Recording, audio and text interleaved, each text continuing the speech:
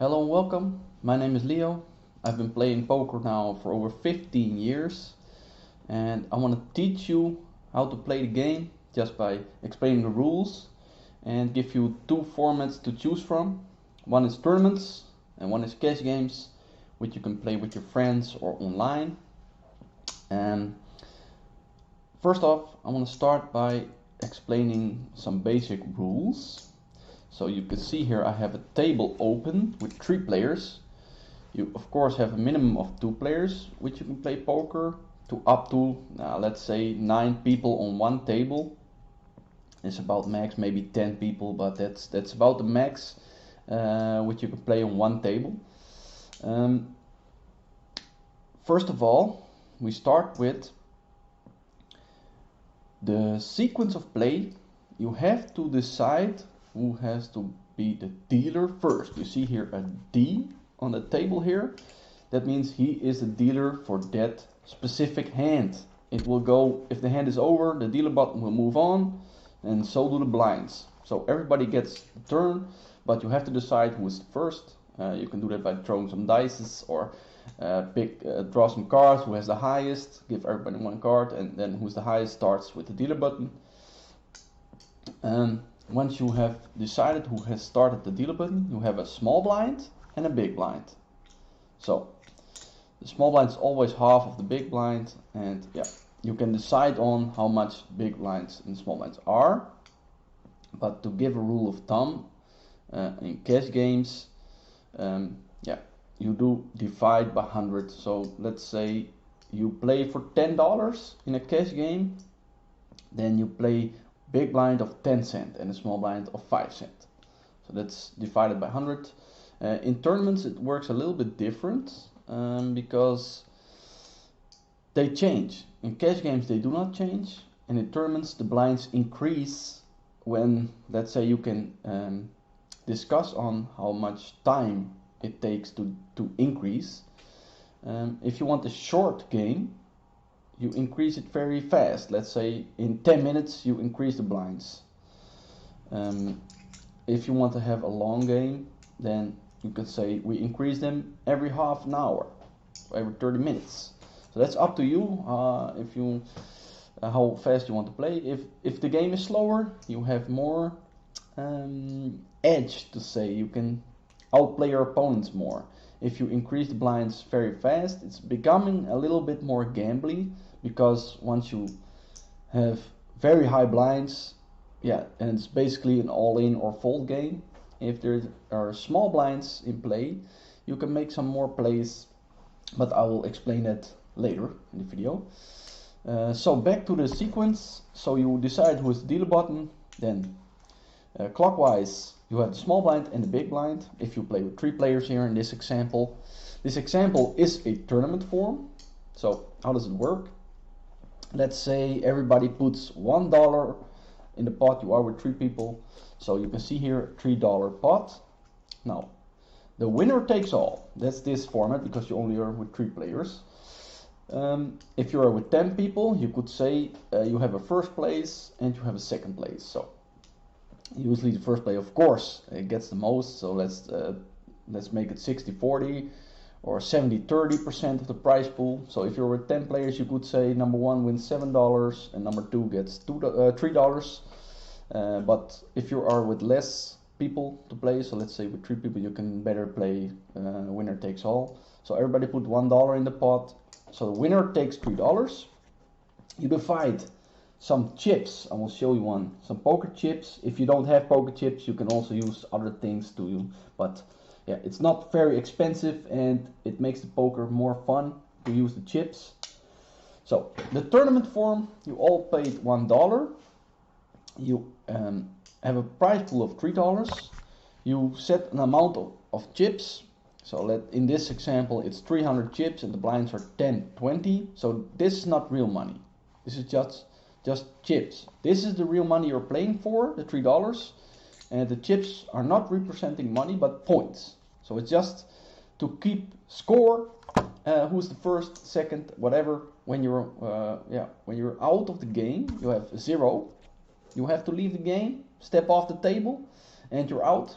and then there are only 2 players left. They have to battle for the first place, and when somebody has all the chips, he won and takes the $3 home. So for this example, it's 300. It's very short. You could also say we start with 1,000 points and the blinds are 10, 20. You have a little bit more playing ability. This is if you divide this, it's only 15 big blinds, so you can last around 15 rounds, so it's not very much. So I would advise to at least start with 1,000 points and then make your small and big blind 10, 20, at least 1,000 points. Makes it more fun. Then again, if you want some fast game, you do it a little bit less chips or bigger blinds, whatever. So every, let's say 10 minutes, the blinds increase. So it becomes 20-40. So your chips equal to the blinds are getting less and less and less. So yeah, you basically, if you are an hour ahead, you have to be all in or fold. Okay, so that's the basic. You give everybody 2 cards, so you deal 1 here, and you go from the dealer button clockwise, 1 card, 1 card, 1 card, another 1 card, 1 card, 1 card. So everybody starts with 2 cards, and yeah, then it's small blind, big blind places the blinds, then the dealer button in this case, because you are with 3, starts the first action. So he can now decide to fold his hand or call. The minimum is 20 because that's the highest there's on the table, so he can call 20 or raise a minimum of times 2, so raise to 40, or anytime you can go all in, whatever you want. But if you want to raise, let's say 40 or 60, that's okay. 40, 50, doesn't matter. If it is at least 2 times the biggest chip there's already in the pot. So, so in this case, sorry, let me go back.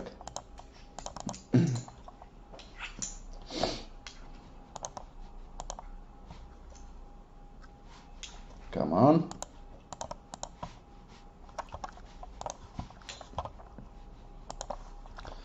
We start over. Sorry for that. Okay. In this case, he raises to 40.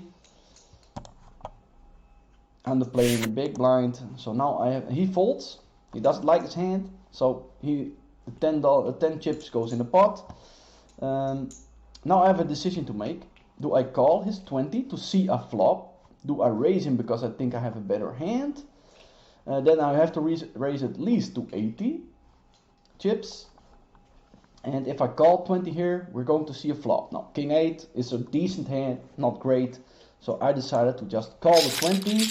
You just pick every chip up and put it in the pot, and you lay down 3 cards. That's called the flop. Now, then you decide the sequence. The dealer button is always last. So you go from him to he's out of the game. So now I have to act first. You have to decide what to bet here or check.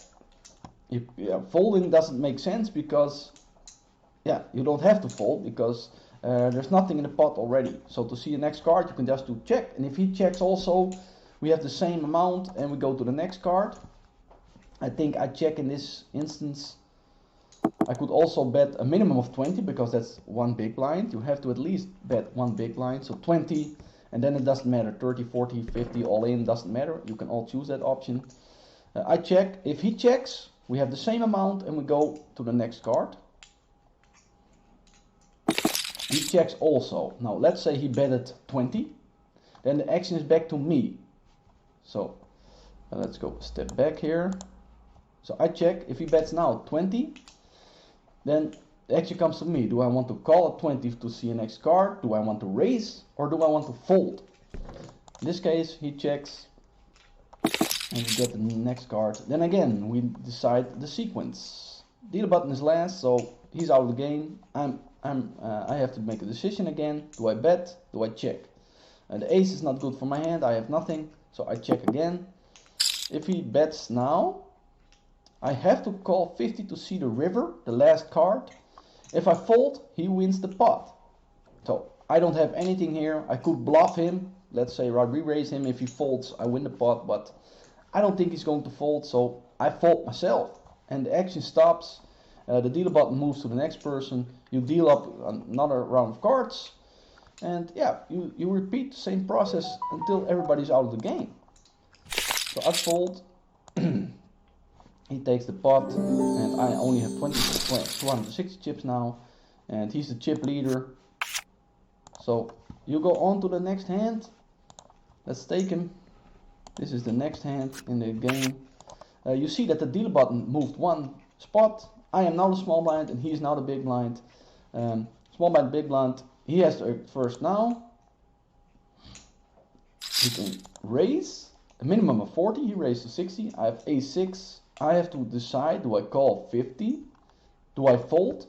Or do I re-raise? Do I raise? I fold a6 here because there's one player behind. I don't think I have the best hand here.